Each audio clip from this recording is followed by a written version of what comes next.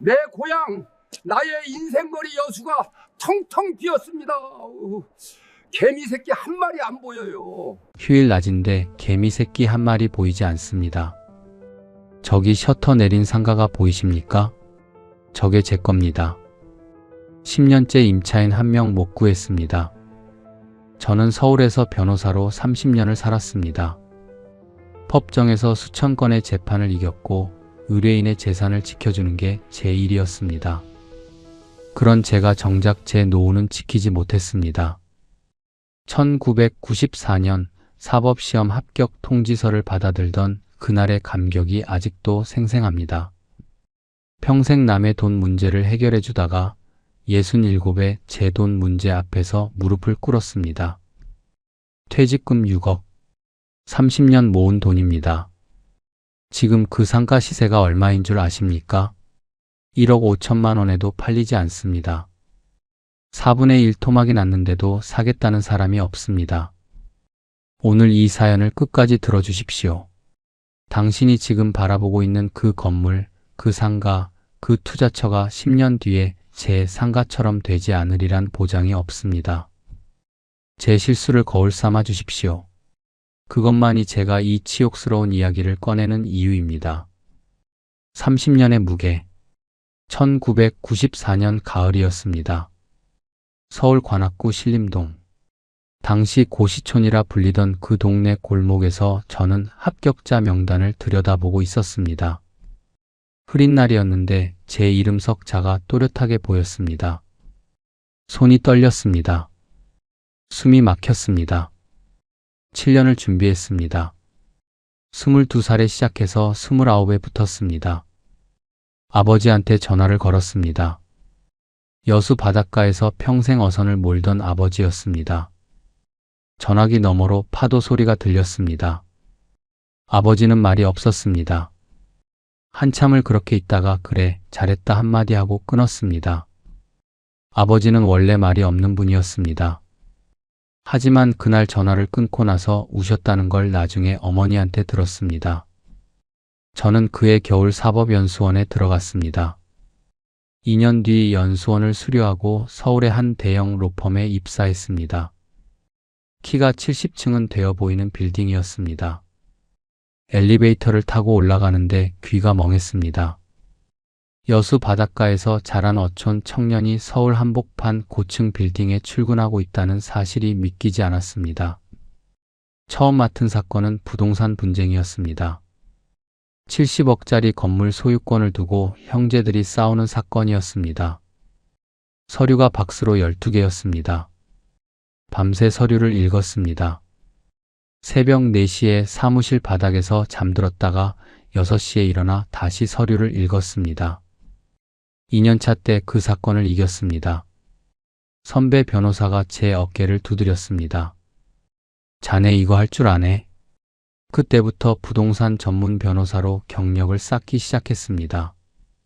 건물 매매, 재개발 분쟁, 상가 임대차 갈등, 이런 사건들을 주로 맡았습니다. 의뢰인들은 대부분 부자였습니다. 건물주, 땅 부자, 재개발 조합장. 그들의 재산을 지켜주면서 저도 돈을 벌었습니다. 수임료가 사건당 수천만 원에서 억 단위로 올라갔습니다. 30대 중반에 독립했습니다. 서초동에 사무실을 열었습니다. 20평짜리 작은 공간에서 시작했는데 10년 뒤에는 80평 사무실에 직원 12명을 두게 됐습니다. 의뢰인이 줄을 섰습니다. 제가 맡으면 이긴다는 소문이 났습니다. 실제로 승률이 90%가 넘었습니다. 법정에서 지는 게 뭔지 까먹을 정도였습니다. 그렇게 30년이 흘렀습니다. 어느 날 거울을 보니까 머리가 하얗게 샜습니다. 손등에 검버섯이 보였습니다.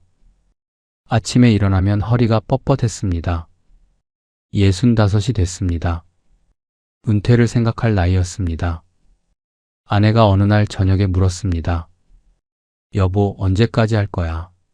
저는 국을 떠먹다가 숟가락을 내려놓았습니다. 언제까지? 그 질문을 스스로에게 해본 적이 없었습니다. 일하는 것 말고 다른 삶을 상상해 본 적이 없었습니다. 하지만 몸이 예전 같지 않았습니다. 밤새 서류 읽는 게 힘들어졌습니다. 법정에서 3시간 서 있으면 다리가 후들거렸습니다. 내년에 정리하지 뭐. 그렇게 대답했습니다. 그해 겨울 마지막 사건을 맡았습니다. 강남의 100억짜리 건물 분쟁이었습니다. 3개월을 매달렸습니다. 이겼습니다. 의뢰인이 수임료 외에 감사의 뜻으로 5천만 원을 더 줬습니다. 저는 그 돈을 직원들 보너스로 나눠줬습니다. 2014년 2월 사무실 문을 닫았습니다. 직원들이 울었습니다. 저도 울 뻔했는데 참았습니다. 30년 동안 쌓은 서류들을 박스에 담았습니다. 53박스가 나왔습니다. 창고에 맡기고 나오는데 뒤를 돌아보지 않았습니다. 돌아보면 마음이 약해질 것 같았습니다. 집에 돌아오니 아내가 밥상을 차려놓고 있었습니다. 고생했어요. 아내가 말했습니다. 저는 고개를 끄덕였습니다. 그날 밤 술을 마셨습니다. 혼자 마셨습니다. 베란다에 나가서 서울 야경을 내려다보며 소주를 마셨습니다. 30년이었습니다. 그 30년의 결산이 통장에 찍혀 있었습니다. 6억 원. 정확히는 5억 8천만 원이었는데 반올림하면 6억이었습니다. 많다면 많고 적다면 적은 돈이었습니다. 서울의 아파트 한 채 사기도 빠듯한 돈이었습니다. 하지만 저한테는 30년의 무게였습니다. 새벽까지 서류 읽던 밤들, 법정에서 목이 쉬도록 변론하던 날들, 이기고 나서 화장실에서 혼자 울던 순간들, 그 모든 게 6억이라는 숫자로 압축돼 있었습니다. 이 돈을 어떻게 해야 할까? 그 생각이 머리를 떠나지 않았습니다. 서울에 있으면 돈이 계속 나갑니다. 아파트 관리비, 생활비, 병원비. 가만히 있어도 매달 300만 원은 나갔습니다. 그 속도로 돈을 쓰면 20년이면 바닥납니다. 65에 은퇴해서 85까지 살면 정확히 20년입니다. 월세 수입이 필요했습니다. 매달 들어오는 돈. 그게 있어야 노후가 안정됩니다. 저는 30년간 부동산 사건을 맡았습니다. 건물주들이 얼마나 안정적으로 돈을 버는지 알고 있었습니다. 상가 하나 사서 월세 받으면 됩니다. 단순한 계산이었습니다. 그런데 서울에는 살 게 없었습니다. 6억으로 서울에서 상가를 사려면 지하나 반지하밖에 못 삽니다. 그런 상가는 임차인 구하기가 어렵습니다. 구해도 월세가 적습니다.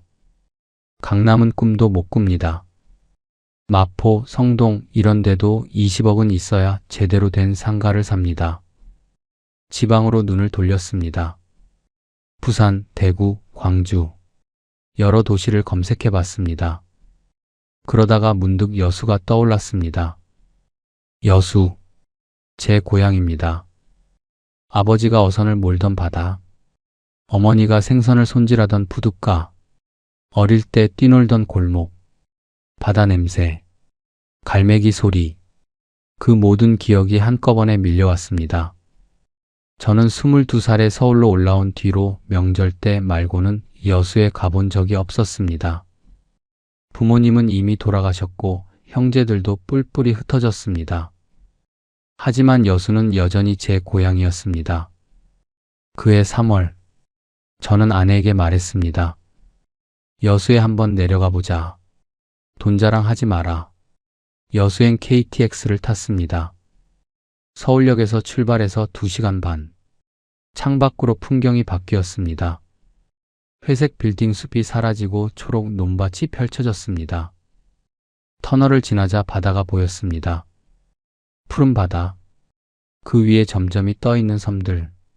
가슴이 뛰었습니다. 40년 만에 보는 고향 바다였습니다. 여수 엑스포역에 내렸습니다. 여기 이렇게 컸나 싶었습니다. 2012년 엑스포 때 새로 지은 역이라고 했습니다. 역 앞에 택시가 줄지어 서 있었습니다. 택시를 탔습니다. 기사가 물었습니다. 어디로 가실라요? 여수 사투리였습니다. 반가웠습니다. 저도 모르게 사투리가 나왔습니다. 시내 쪽으로 가주이소. 문화의 거리 있는 대로. 기사가 백미러로 저를 봤습니다. 고향이시오? 예, 오래전에 떠났는디 이번에 내려왔심더. 기사가 고개를 끄덕였습니다. 택시가 출발했습니다. 창밖으로 여수 시내가 보였습니다. 새 건물들이 많이 들어섰습니다. 아파트 단지도 여러 개 생겼습니다. 제가 알던 여수가 아니었습니다. 여수가 많이 바뀌었구만요. 제가 말했습니다. 기사가 대답했습니다. 야, 바뀌다마다요. 지금 여수가 얼마나 잘 나가는디. 손님, 여수 와서 돈 자랑하지 마이소. 예? 여수 와서 돈 자랑하지 말라고요. 여구 석유화학 공장 있잖습니까? 거구 노동자들이 월급을 얼마나 받는디. 800만 원, 1000만 원씩 받아요. 플랜트 기술자들은 더 받고. 여수가 지금 돈이 넘쳐요. 저는 고개를 끄덕였습니다. 석유화학 공장. 여수에 대규모 석유화학 단지가 있다는 건 알고 있었습니다. 하지만 이렇게까지 호황일 줄은 몰랐습니다. 공장이 그렇게 잘 됩니까? 잘 되다마다요. 지금 전기가 부족해서 공장을 못 돌릴 지경이라니까요. 설비를 계속 증설하고 새 공장도 짓고 일자리가 넘쳐요. 외지에서 사람들이 막 몰려오고 있어요. 택시가 시내로 접어들었습니다. 거리에 사람들이 많았습니다. 식당마다 손님이 가득했습니다. 활기가 넘쳤습니다. 제가 기억하는 조용하던 여수가 아니었습니다. 문화의 거리에 도착했습니다. 택시에서 내려 거리를 걸었습니다. 새로 깐 보도블록이 반짝였습니다. 분수대에서 물이 솟아올랐습니다. 조형물들이 여기저기 세워져 있었습니다. 카페, 음식점, 옷가게, 상가들이 줄지어 있었습니다. 사람들이 오가고 있었습니다. 여기가 문화의 거리구나. 아내가 말했습니다. 저는 고개를 끄덕였습니다. 깔끔했습니다. 새거리 냄새가 났습니다. 지자체가 돈을 들여서 조성한 티가 났습니다. 부동산 중개소에 들어갔습니다. 50대쯤 돼 보이는 중개사가 반갑게 맞았습니다. 어서 오이소. 뭘 찾으시는요? 상가 매물 좀 보려고요. 중개사 눈이 반짝였습니다. 저를 위아래로 훑어봤습니다. 서울에서 온 사람인 걸 한눈에 알아본 모양이었습니다. 상가요? 여구 문화의 거리예요? 예, 투자 목적입니다. 중개사가 고개를 끄덕였습니다. 서류철을 꺼내더니 매물들을 보여줬습니다. 손님 잘 오셨어요. 지금 여수 상가가 딱 좋을 때입니다. 석유화학 호황이라 사람들이 막 몰려오고 있거든요. 문화의 거리도 지자체에서 60억을 들여서 조성했는디 앞으로 더 좋아질 겁니다. 60억. 그 숫자가 귀에 꽂혔습니다. 지자체가 60억을 투입했다. 그 정도 돈을 들였으면 이 거리를 살리겠다는 의지가 확실한 겁니다. 국민 세금을 그렇게 쏟아부었는데 망하게 내버려 둘 리가 없습니다. 매물 좀 보여주십시오. 중개사가 여러 매물을 보여줬습니다. 그중 하나가 눈에 들어왔습니다. 2층짜리 상가였습니다. 1층은 점포, 2층은 사무실로 쓸 수 있는 구조였습니다. 위치도 좋았습니다. 문화의 거리 중심부에 있었습니다. 이거 얼마입니까? 6억이요. 6억. 제 퇴직금과 딱 맞았습니다. 우연의 일치라고 생각했습니다. 아니, 운명이라고 생각했습니다. 고향 여수, 문화의 거리, 6억. 모든 게 맞아떨어지는 것 같았습니다. 현장 좀 보겠습니다. 중개사와 함께 상가를 보러 갔습니다. 2층짜리 건물이었습니다. 외관은 깔끔했습니다. 1층 점포는 비어 있었습니다. 전 임차인이 나간 지 2달 됐다고 했습니다. 왜 나갔습니까? 사업 접고 다른 데로 갔다 하더라고요. 개인 사정이지 여구 문제는 아닙니다. 보이소, 여그 위치가 얼마나 좋은디. 문화의 거리 중심이잖아요. 조금만 있으면 임차인 금방 구할 수 있어요. 저는 건물 안팎을 살폈습니다. 30년 경력의 부동산 전문 변호사였습니다.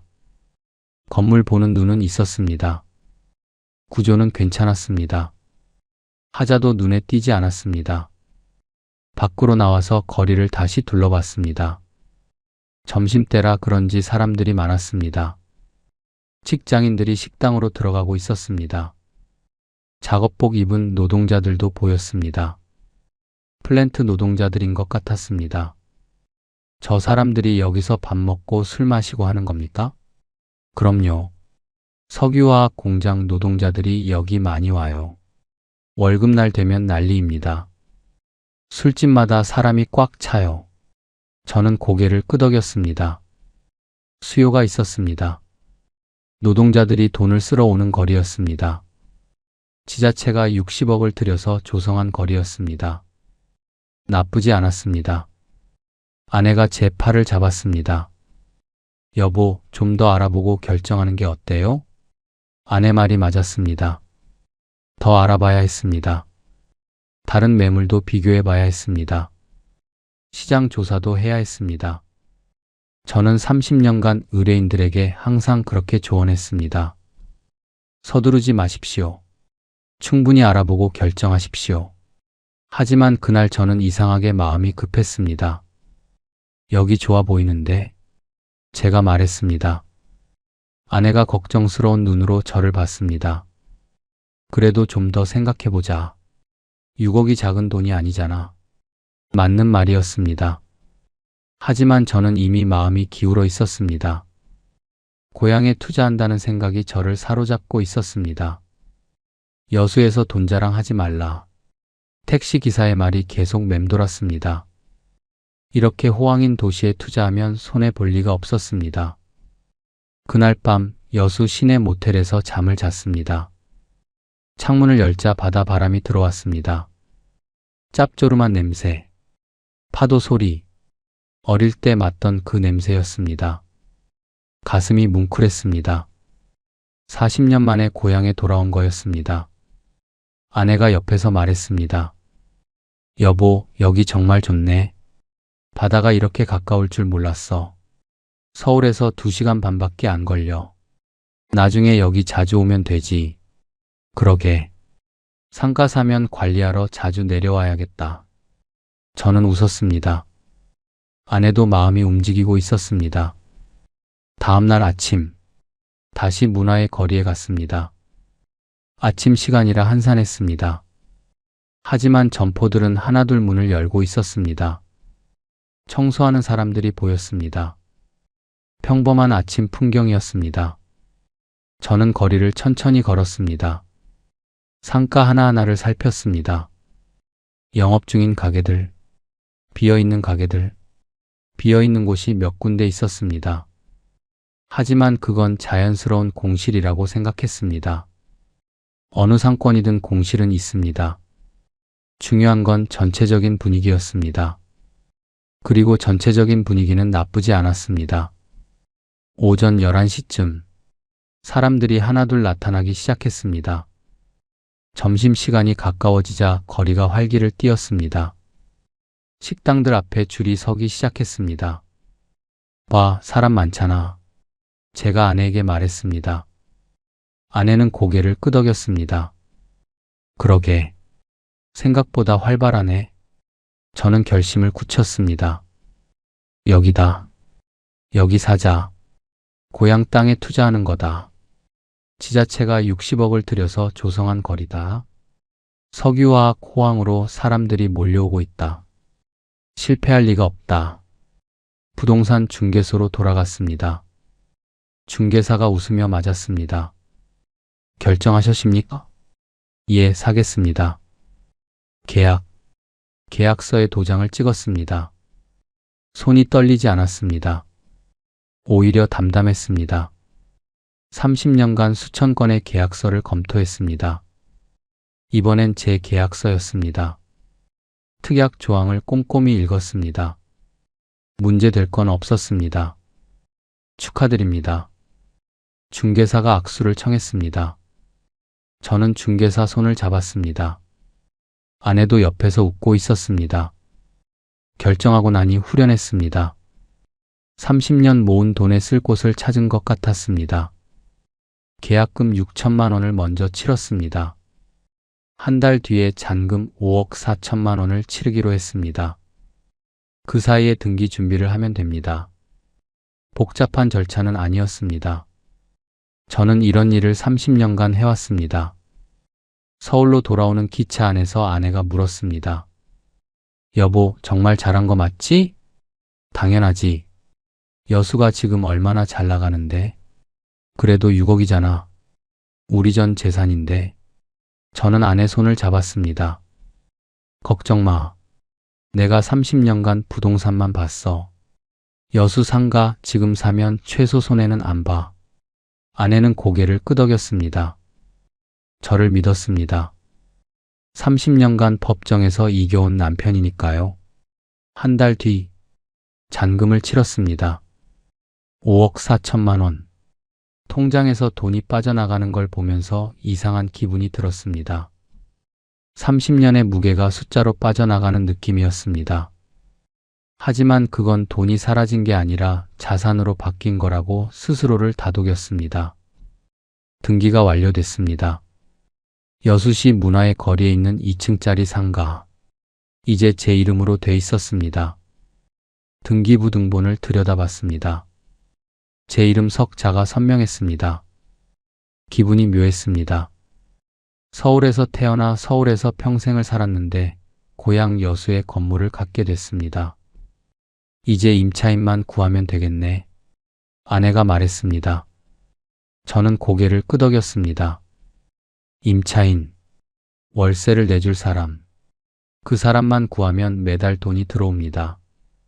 문화의 거리 중심부에 있는 상가입니다. 금방 구할 수 있을 거라고 생각했습니다. 부동산 중개소에 임대 의뢰를 했습니다. 중개사가 말했습니다. 월세 얼마 받으실랍니까? 저는 주변 시세를 물어봤습니다. 비슷한 규모 상가들이 월세 250만 원에서 300만 원 사이였습니다. 보증금은 3천만 원 정도였습니다. 보증금 3천에 월세 250만 원으로 해주십시오. 알겠습니다. 금방 연락할 겁니다. 저는 중개사 말을 믿었습니다. 문화의 거리 중심부입니다. 석유화학 호황으로 사람들이 넘쳐납니다. 금방 연락이 올 거라고 생각했습니다. 일주일이 지났습니다. 연락이 없었습니다. 2주일이 지났습니다. 여전히 없었습니다. 중개소에 전화를 걸었습니다. 아직 연락 온 거 없습니까? 아, 예. 아직은요. 근디 걱정 마이소. 좋은 자리라서 금방 구해질 겁니다. 한 달이 지났습니다. 임차인은 나타나지 않았습니다. 저는 이상하다고 생각했습니다. 분명히 좋은 위치인데, 문화의 거리 중심부인데, 왜 사람들이 안 오는 걸까? 직접 여수에 내려갔습니다. 상가를 다시 봤습니다. 셔터가 내려져 있었습니다. 옆 상가도 셔터가 내려져 있었습니다. 건너편 상가도 비어 있었습니다. 분명히 처음 왔을 때는 사람이 많았는데 중개소에 들렀습니다. 왜 이렇게 상가가 비어 있습니까? 중개사가 머뭇거렸습니다. 아, 그게 요즘 좀 경기가 안 좋아서요. 경기가 안 좋다고요? 석유화학 호황이라면서요? 중개사가 한숨을 쉬었습니다. 손님, 그게 최근에 좀 상황이 바뀌었어요. 저는 가슴이 철렁했습니다. 뭐가 바뀌었는데요? 중개사가 말했습니다. 플랜트 공사가 많이 줄었어요. 새 공장 짓는 게 중단됐고 설비 보수 작업도 줄었어요. 노동자들이 떠나고 있어요. 저는 귀를 의심했습니다. 한 달 전만 해도 호황이라고 했습니다. 돈 자랑하지 말라고 했습니다. 그런데 갑자기 상황이 바뀌었다고요? 언제부터 그렇게 된 겁니까? 한두세 달 전부터요. 두세 달 전. 제가 상가를 계약할 무렵이었습니다. 아, 그제야 깨달았습니다. 제가 왔을 때 이미 상황이 꺾이고 있었던 겁니다. 하지만 저는 그걸 못 봤습니다. 점심때 사람이 많은 걸 보고 호황이라고 착각했습니다. 택시기사 말만 믿었습니다. 중개사 말만 믿었습니다. 30년 부동산 전문 변호사가 기본적인 시장 조사도 안 하고 상가를 샀습니다. 저는 상가 앞에 서서 셔터를 올려다봤습니다. 녹슨 셔터였습니다. 바닷바람 때문에 금방 녹이 쓴다고 했습니다. 셔터 위에 임대문이라고 적힌 종이가 붙어 있었습니다. 바람에 종이가 펄럭였습니다. 그날 밤 모텔방에서 천장을 올려다봤습니다. 아내에게 뭐라고 말해야 할지 몰랐습니다. 걱정 말라고 했습니다. 최소 손해는 안 본다고 했습니다. 그런데 한 달 만에 상황이 이렇게 됐습니다. 여보, 왜 그래? 무슨 일 있어? 아내가 물었습니다. 저는 천장만 바라봤습니다. 말이 나오지 않았습니다. 첫 번째 균열. 석 달이 지났습니다. 임차인은 여전히 나타나지 않았습니다. 저는 한 달에 한 번씩 여수에 내려갔습니다. 상가 상태를 확인하고 중개소에 들러서 상황을 물어봤습니다. 대답은 항상 같았습니다. 아직 문의가 없어요. 문화의 거리는 점점 더 한산해지고 있었습니다. 처음 왔을 때 문을 열던 가게들이 하나둘 셔터를 내렸습니다. 식당도 문을 닫았습니다. 카페도 사라졌습니다. 옷가게도 비어 있었습니다. 사람들이 보이지 않았습니다. 왜 이렇게 된 겁니까? 제가 물었습니다. 중개사가 한숨을 쉬며 대답했습니다. 이란 쪽 문제가 터졌잖아요. 이란, 중동의 석유 생산국. 거기서 전쟁이 터졌다는 뉴스를 본 기억이 났습니다. 하지만 그게 여수랑 무슨 상관인지 처음에는 이해가 안 됐습니다. 이란이 여수랑 무슨 관계가 있습니까? 중개사가 설명했습니다. 여수 석유화학 공장이 이란에서 원유를 많이 들여왔거든요. 근디 전쟁 터지고 제재가 걸리면서 원료 수급이 막혔어요. 공장 가동률이 뚝 떨어졌어요. 가동률. 그 단어가 가슴에 박혔습니다. 얼마나 떨어졌는데요? 60%래요. 거의 반토막 난 거죠. 60%. 공장이 반만 돌아간다는 뜻이었습니다. 그러면 일하는 사람도 반으로 줄어듭니다. 사람이 줄면 상권도 죽습니다. 단순한 논리였습니다. 플랜트 노동자들은요? 많이 떠났어요. 80%가 떠났다는 말도 있어요. 80%. 10명 중 8명이 떠났다는 뜻이었습니다. 저는 거리로 나왔습니다. 점심시간인데도 사람이 없었습니다. 식당 앞에 줄을 서던 노동자들이 사라졌습니다. 작업복 입은 사람들이 보이지 않았습니다. 손님, 안 좋은 소식 하나 더 있어요. 중개사가 따라 나오며 말했습니다. 관광객도 많이 줄었어요. 작년에 여수 바가지요금 악소문이 퍼졌거든요. 모텔이나 호텔이 숙박비를 40%나 할인해도 손님이 안 온다 하더라고요. 관광객마저. 저는 멍하니 거리를 바라봤습니다. 보도블록 위에 낙엽이 뒹굴고 있었습니다. 분수대는 작동하지 않았습니다. 조형물에 페인트가 벗겨져 있었습니다. 지자체가 60억을 들여서 조성한 거리가 흉물이 되어 가고 있었습니다. 서울로 돌아왔습니다. 아내에게 상황을 설명했습니다. 아내는 한참 동안 말이 없었습니다. 그러다가 물었습니다. 그러면 어떻게 해? 저는 대답하지 못했습니다. 어떻게 해? 그 질문에 답이 없었습니다. 팔 수도 없었습니다. 지금 팔면 손해가 너무 큽니다. 6억에 산 상가가 지금 얼마나 할지 상상도 안 됐습니다. 아마 4억 이하로 떨어졌을 겁니다. 2억을 날리는 겁니다. 그렇다고 갖고 있자니 돈이 계속 나갔습니다. 관리비. 매달 30만 원씩 나갔습니다. 비어 있어도 관리비는 내야 합니다. 에어컨 안 틀어도 불 안 켜도 관리비는 청구됐습니다. 재산세 1년에 800만 원이었습니다. 건물이 있으면 세금을 내야 합니다. 비어 있어도 세금은 똑같았습니다.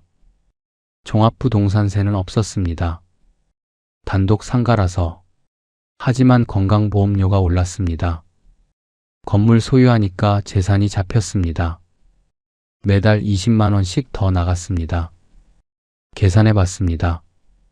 관리비 30만 원, 보험료 20만 원. 이것만 해도 매달 50만 원이었습니다. 거기에 재산세 월 평균 70만 원을 더하면 매달 120만 원이 나갔습니다. 수입은 제로였습니다. 매달 120만 원씩 마이너스였습니다. 1년이면 1,440만 원, 10년이면 1억 4천만 원. 저는 계산기를 내려놓았습니다. 손이 떨렸습니다. 이게 뭐지? 30년 모은 돈으로 산 상가가 돈을 빨아먹고 있었습니다. 수입은 없고 지출만 있었습니다. 자산이 아니라 부채였습니다. 그날 밤 잠이 오지 않았습니다. 천장을 올려다보며 생각했습니다. 어디서부터 잘못된 걸까? 여수에 가지 말았어야 했을까? 상가를 사지 말았어야 했을까? 아내 말대로 더 알아보고 결정했어야 했을까? 후회가 밀려왔습니다. 30년 경력의 부동산 전문 변호사가 이런 실수를 하다니. 의뢰인들에게는 항상 말했습니다. 서두르지 마십시오. 충분히 알아보십시오.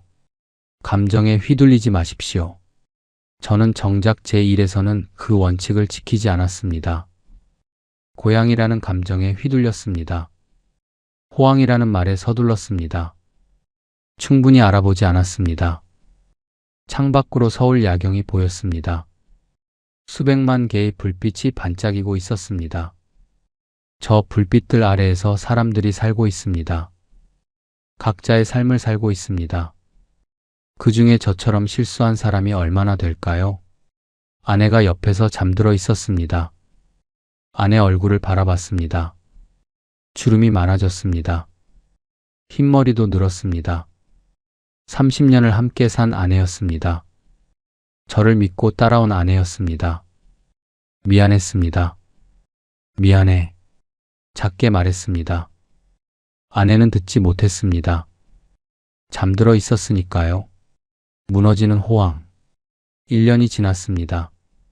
상황은 더 나빠졌습니다.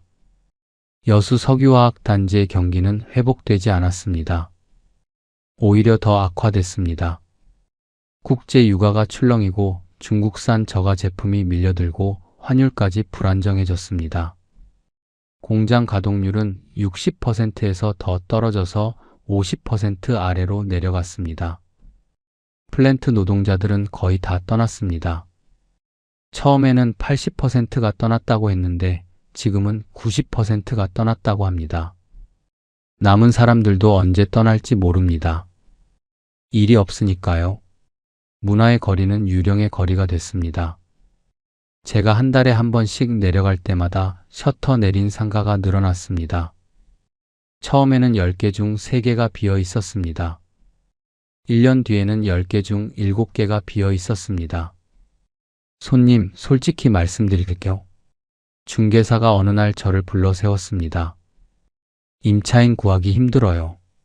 월세를 낮춰야 해요. 얼마나요? 일단 보증금 2천에 월세 150만 원으로 내려봅시다. 저는 이를 악물었습니다. 처음에 보증금 3천에 월세 250만 원을 받으려고 했습니다. 그런데 1년 만에 보증금 1,000만 원, 월세 100만 원이 깎였습니다. 그렇게 해봅시다. 어쩔 수 없었습니다. 그런데 월세를 낮춰도 임차인은 나타나지 않았습니다. 석 달이 지나도 연락이 없었습니다. 중개사가 또 전화를 걸어왔습니다. 손님, 보증금 1,000만 원에 월세 100만 원으로 더 낮춰야 할 것 같아요. 월세 100만 원. 처음 계획의 4분의 1도 안 됐습니다. 저는 수화기를 내려놓고 한참을 앉아 있었습니다. 월세 100만 원. 그것도 받을 수 있다면 다행이었습니다. 하지만 그 돈으로는 관리비와 세금도 못 냅니다. 매달 20만 원씩 마이너스입니다. 그래도 임차인이 있는 게 낫습니다. 건물이 비어 있으면 더 빨리 망가집니다. 사람이 있어야 환기도 되고 관리도 됩니다. 비어 있으면 곰팡이가 피고 파이프가 녹슬고 벽에 금이 갑니다.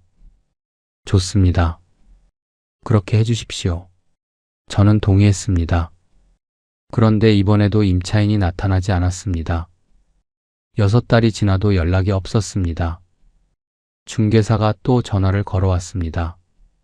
손님, 문의가 하나 왔는데요. 가슴이 뛰었습니다. 드디어 임차인이 나타난 건가? 보증금 500에 월세 50만 원이면 들어오겠다고 하는데요. 월세 50만 원. 저는 수화기를 들고 말을 잃었습니다. 처음 계획의 5분의 1이었습니다. 보증금도 500만 원. 처음에 6분의 1이었습니다.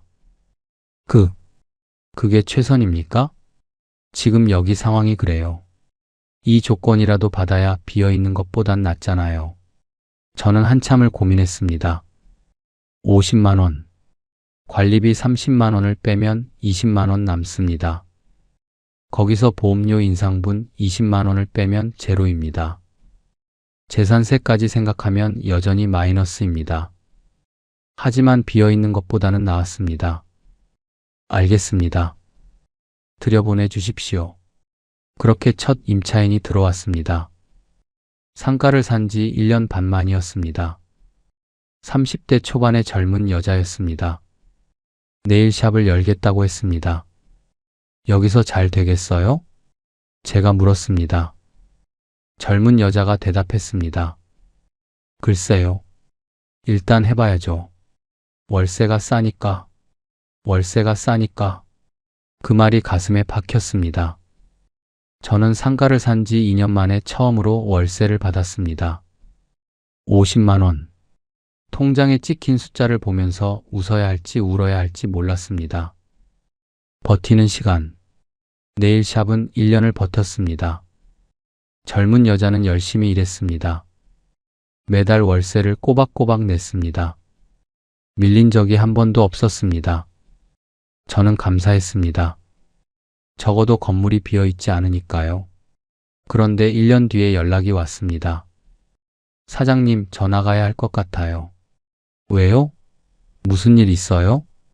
손님이 너무 없어요. 하루에 한 명 올까 말까예요. 더 버티다가는 저도 망해요. 저는 말을 잇지 못했습니다. 월세를 더 깎아드릴까요? 아니에요. 월세 문제가 아니에요. 사람이 없어요. 이 거리에 사람이 없잖아요. 사람이 없다. 그 말이 맞았습니다. 문화의 거리에는 사람이 없었습니다. 휴일에도 평일에도 사람이 보이지 않았습니다. 노동자들은 다 떠났고 관광객도 오지 않았습니다. 지자체가 60억을 들여서 조성한 거리인데 개미 새끼 한 마리 보이지 않았습니다. 네일샵 주인이 나갔습니다. 상가가 다시 비었습니다. 셔터를 내리고 자물쇠를 채웠습니다. 임대 문의 종이를 다시 붙였습니다. 1년 전과 똑같은 종이였습니다. 바람에 종이가 펄럭였습니다. 서울로 돌아오는 기차 안에서 창밖을 바라봤습니다. 바다가 보였습니다. 여수 앞바다, 푸른 바다였습니다. 어릴 때 저 바다에서 헤엄쳤습니다. 아버지 배를 타고 고기 잡으러 나갔습니다. 바다는 변함없이 푸르렀습니다. 하지만 저는 변했습니다. 30년 모은 돈을 저 바다 앞에 갖다 버렸습니다. 집에 돌아오니 아내가 저녁을 차려놓고 있었습니다. 어떻게 됐어? 아내가 물었습니다. 나갔어. 네일샵. 아내는 말이 없었습니다.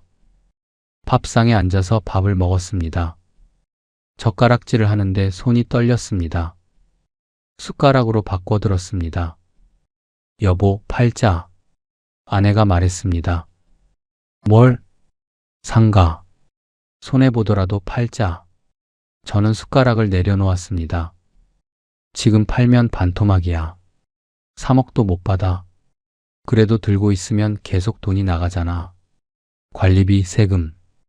계속 나가잖아. 맞는 말이었습니다. 하지만 3억. 6억에 산 걸 3억에 파는 건 3억을 날리는 거였습니다. 3억이면 15년치 월급이었습니다. 30년 모은 돈의 절반이었습니다. 좀 더 기다려보자. 경기가 살아날 수도 있어. 저는 그렇게 말했습니다. 경기가 살아날 수도 있다. 그건 희망이 아니라 자기 위안이었습니다. 심장으로는 알고 있었습니다. 여수 석유화학 경기가 살아날 가능성은 낮았습니다. 이란 문제가 해결되어도 중국산 저가 제품 문제가 있고 환경 규제 문제가 있고 에너지 전환 문제가 있습니다.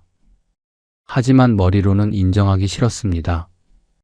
6억을 3억에 파는 건 그건 제 30년을 반으로 쪼개는 거니까요. 그래서 저는 버텼습니다. 2년이 더 지났습니다.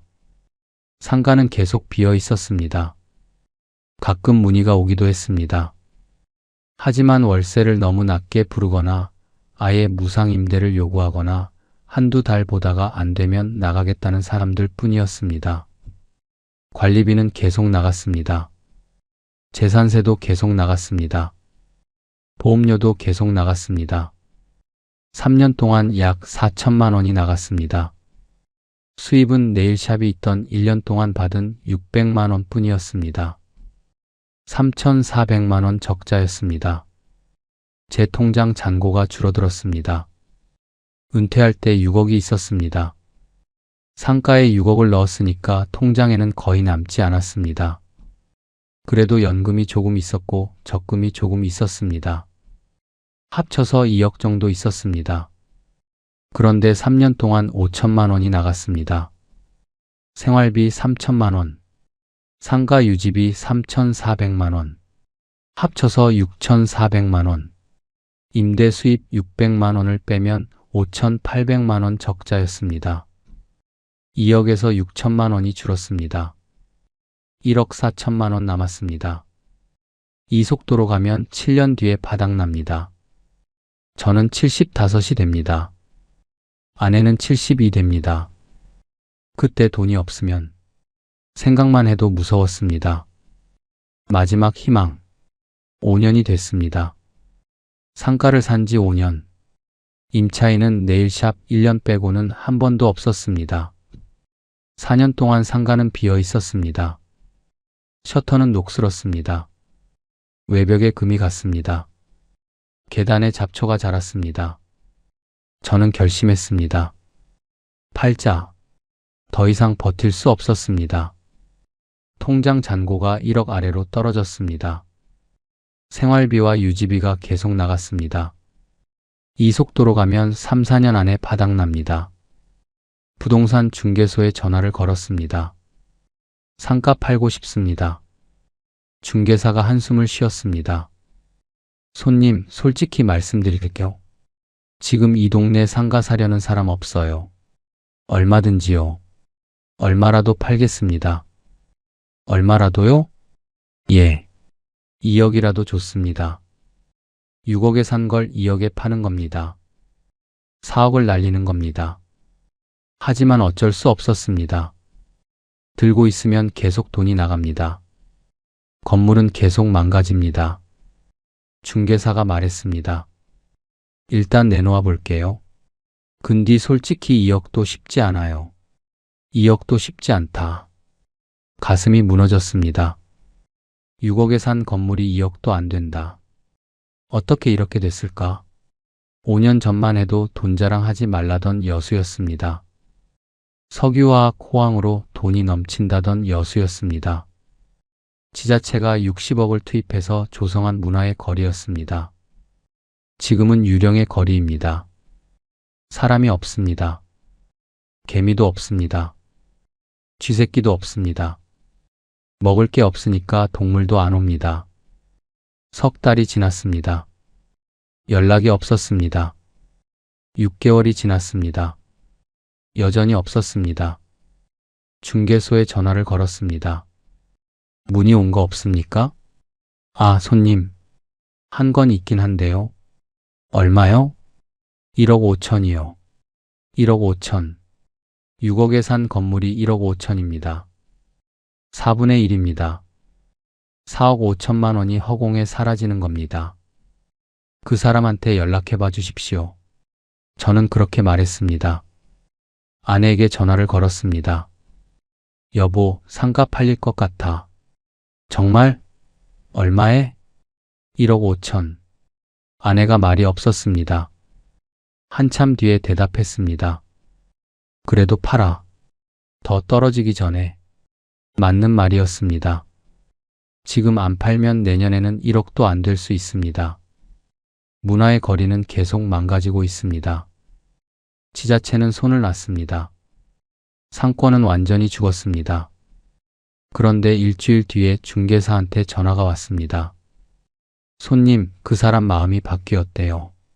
예? 안 사겠대요. 다른 데 알아보겠대요. 저는 수화기를 들고 멍하니 서 있었습니다.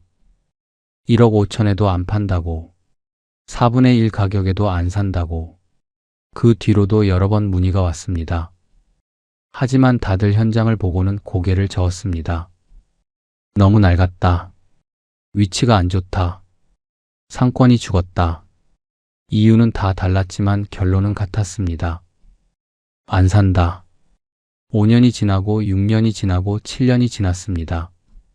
상가는 여전히 제 이름으로 돼 있었습니다. 셔터는 더 녹슬었습니다. 외벽은 더 금이 갔습니다. 잡초는 더 무성해졌습니다. 건물이 죽어가고 있었습니다. 저도 늙어가고 있었습니다. 65에 은퇴해서 70이 됐습니다. 5년 사이에 머리가 더 휘어졌습니다. 허리가 더 굽었습니다. 눈이 침침해졌습니다. 귀도 어두워졌습니다. 통장 잔고는 5천만 원 아래로 떨어졌습니다. 연금과 적금을 다 합쳐도 8천만 원밖에 안 남았습니다. 이 속도로 가면 2, 3년 안에 바닥납니다. 아내가 어느 날 저녁에 물었습니다. 여보, 우리 어떻게 돼? 저는 대답하지 못했습니다. 어떻게 돼? 그 질문에 답이 없었습니다. 눈물. 10년이 됐습니다. 상가를 산 지 10년. 지금 제 나이 75입니다. 오늘 여수에 내려왔습니다. 문화의 거리에 섰습니다. 휴일 낮인데 사람이 보이지 않습니다. 개미 새끼 한 마리 없습니다. 까마귀 한 마리, 고양이 한 마리 보이지 않습니다. 쥐새끼도 사라졌습니다. 먹을 게 없으니까요. 제 상가가 저기 보입니다. 셔터가 내려져 있습니다. 녹이 슬어서 붉은색으로 변했습니다. 임대 문의 종이가 붙어 있는데 바람에 반쯤 찢어졌습니다. 10년 전에 붙인 종이입니다. 저는 거리를 걸었습니다. 보도블록이 깨져 있었습니다. 지자체가 60억 들여서 깔았다던 그 보도블록이 분수대는 작동하지 않았습니다. 물이 말라서 바닥에 이끼가 꼈습니다. 조형물은 페인트가 벗겨져서 흉물이 됐습니다. 혈세 60억을 쏟아부은 결과입니다. 제 퇴직금 6억을 쏟아부은 결과입니다. 지자체는 백약이 무효였습니다. 뭘 해도 상권은 살아나지 않았습니다. 보도블록 새로 깔고 분수대 만들고 조형물 세우면 사람이 온다고 생각했을까요? 그런 건 본질이 아니었습니다. 본질은 일자리입니다. 사람이 돈을 벌어야 돈을 씁니다. 석유화학 공장이 무너지니까 일자리가 사라졌습니다. 일자리가 사라지니까 사람이 떠났습니다. 사람이 떠나니까 상권이 죽었습니다. 상권이 죽으니까 제 상가도 죽었습니다. 단순한 논리였습니다. 저는 왜 이걸 몰랐을까요? 30년 부동산 전문 변호사가, 수천 건의 재판을 이긴 변호사가, 의뢰인의 재산을 지켜주던 변호사가 왜 이런 단순한 논리를 몰랐을까요? 알았습니다. 사실 알았습니다. 하지만 보고 싶은 것만 봤습니다. 택시 기사가 돈 자랑하지 말라고 했을 때 호황만 봤습니다. 중개사가 60억 투입했다고 했을 때 안정성만 봤습니다. 점심시간에 사람이 많은 걸 보고 수요만 봤습니다. 리스크는 안 봤습니다. 석유화학 경기가 언제든 꺾일 수 있다는 걸 안 봤습니다. 지자체 투자가 상권을 살린다는 보장이 없다는 걸 안 봤습니다. 지방 상권이 서울과 다르다는 걸 안 봤습니다. 고향이라는 감정이 눈을 가렸습니다. 여수, 아버지가 배를 몰던 바다, 어머니가 생선을 손질하던 부둣가, 어릴 때 뛰놀던 골목, 그 감정이 판단을 흐렸습니다. 저는 상가 앞에 섰습니다. 셔터를 올려다봤습니다. 녹슨 셔터였습니다. 10년 전에는 반짝였는데 눈물이 났습니다. 참으려고 했는데 참아지지 않았습니다. 75 먹은 늙은이가 거리에 서서 울었습니다. 지나가는 사람이 없어서 다행이었습니다. 아무도 없어서 다행이었습니다. 30년을 모았습니다. 새벽까지 서류를 읽고 법정에서 목이 쉬도록 변론하고 이기고 나서 화장실에서 혼자 울고 그렇게 30년을 모았습니다. 6억. 그 돈이 지금 1억 5천에도 안 팔립니다. 4억 5천만 원이 허공에 사라졌습니다. 아니, 관리비와 세금까지 합치면 5억 가까이 사라졌습니다. 저는 울다가 웃었습니다. 웃다가 또 울었습니다. 미친 사람처럼 거리에 서서 울고 웃었습니다. 아내에게 전화를 걸었습니다. 여보, 왜? 무슨 일이야? 미안해. 아내가 말이 없었습니다. 한참 뒤에 대답했습니다. 됐어. 다 지난 일이야. 미안해. 정말 미안해. 저는 전화기를 들고 울었습니다. 아내도 울고 있는 것 같았습니다. 전화기 너머로 훌쩍이는 소리가 들렸습니다. 이 사연을 듣고 계신 분들, 제가 왜 이 치욕스러운 이야기를 하는지 아십니까? 부끄럽습니다. 30년 부동산 전문 변호사가 상가 투자 하나 제대로 못했다는 게 부끄럽습니다. 하지만 부끄러운 것보다 중요한 게 있습니다. 당신이 저처럼 되지 않는 겁니다.